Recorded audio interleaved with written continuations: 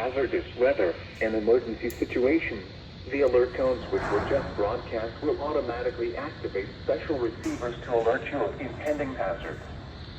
This test is normally conducted weekly around 11 a.m. If hazardous weather is imminent or occurring, the test may be canceled. To provide the most consistent warning service possible, the alert tones will only be activated for the following counties in the KXI42 listening area in Missouri, Perry, and St. Genevieve. In Illinois, Randolph and Perry. If your receiver was tone activated, the alert function will automatically reset after the test.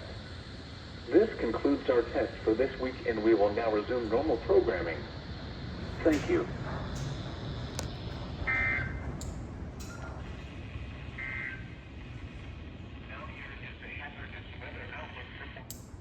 Very windy test, yes.